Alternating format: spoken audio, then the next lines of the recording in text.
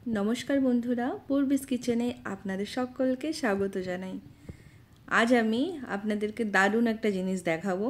তো দেখুন বন্ধুরা, শাক দেখতে পাচ্ছেন আপনারা, এটা হলো ডাঁটা শাক। তো দেখুন, আমি এখানে লাল শাক আর ডাঁটা শাক দুটোই লাগিয়েছি, কিন্তু ঘরের পাশে যে একটুখানি জায়গা ছাড়ছিল ওর মধ্যে একটু মাটি ফেলে দেখুন বীজগুলো আমি ছড়িয়ে দিয়েছিলাম, আর এত সুন্দর শাক হয়েছে। তো তার মধ্যে দেখুন কিছু কিছু শাক একটু বড় হয়েছে। তো আমার শাশুড়ি মা বললেন যে কচি শাক খেতে বেশ ভালোই লাগে, চলো কটা বড় বড় দেখে তুলে নিই। তারপর চলে গেলাম, এই যেই শাশুড়ি মা দেখুন বেছে বেছে কেটে নিচ্ছে, কারণ শাকগুলো তোলা যাবে না, একটার পর একটা আছে, তো শাকগুলো তুললে অন্য শাকটাও উঠে যাবে। তো দেখুন শাকগুলো কি সুন্দর দেখতে লাগছে। এবার শাকগুলো তুলে নিলাম, তুলে ধুয়ে ঘরে নিয়ে চলে এসেছি। আর দেখুন এখানে আমি কিছুটা পুঁটি মাছ নিয়েছি।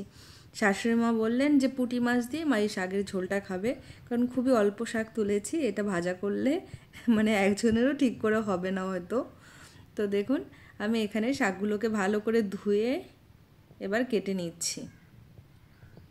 তো দেখুন একটু বড় বড় করেই কাটছি, নাহলে কিন্তু একদমই নরম তো গলে যাবে আর শাক খুঁজেই পাবো না ঝোলের মধ্যে। তো এটা একটু হালকা একটু গামাখা মতো ঝোল করব আমি।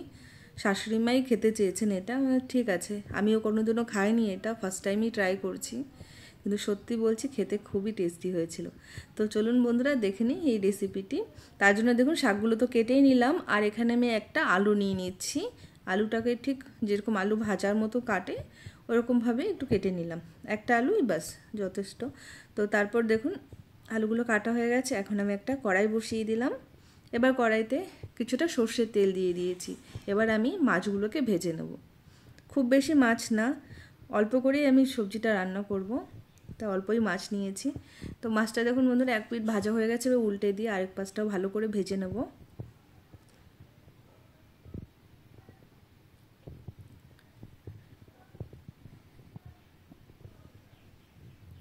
তো মাছটা ভাজা হয়ে গেছে, এবার আমি তুলে নিচ্ছি। এবারে একই তেলেই কিন্তু আমি রান্নাটা পুরো করব। তার জন্য প্রথমে আমি 3টে শুকনো লঙ্কা আর কিছুটা রাঁধুনি ফোড়ন দিয়ে দিলাম। দেওয়ার পর যে ফোড়নটা একটু ভাজা ভাজা হয়ে গেছে, আমি এখন দেখুন কেটে রাখা আলুগুলো দিয়ে দিলাম। আলুগুলো দিয়ে হালকা করে একটু আলুটা ভেজে নেব আমি।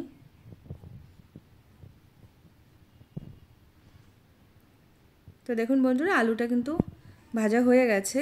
এখন আমি এর মধ্যে কিছুটা কাঁচা লঙ্কা দিয়ে দিলাম, কারণ এর মধ্যে কিন্তু আমি কোনো মানে আলাদা করে কোনো মশলা ব্যবহার করছি না, খুবই সিম্পলভাবে রান্না করছি, যেটা খুবই হেলদি হবে আর টেস্টিও হবে খুব। তো তারপর দেখুন আমি শাকগুলো কেটে রাখা শাকগুলো দিয়ে দিলাম। দেওয়ার পর উপর থেকে নুন আর হলুদ গুঁড়ো একটু ছড়িয়ে দিলাম। এবার অনেকটা পরিমাণে শাক তো কড়াইতে ভালো করে ধরছিল, নাড়তে পারছিলাম না, তাই জন্য দেখুন হালকা করে একটু নেড়ে দিয়ে আমি ঢেকে দিলাম। এবার ঢাকাটা দিয়ে দেখুন কি সুন্দরভাবে শাকগুলো মজে গেছে।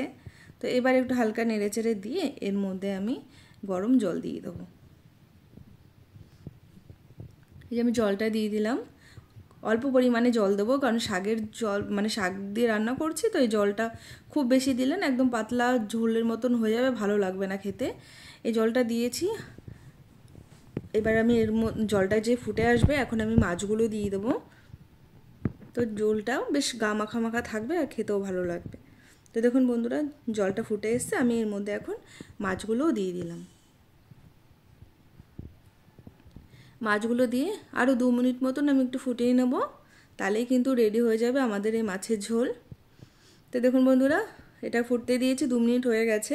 এখন নামানোর আগে আমি একটুখানি কোনো মশলা যত ব্যবহার করিনি, একটু ভাজা জিরে গুঁড়ো উপর থেকে একটু ছড়িয়ে দিলাম।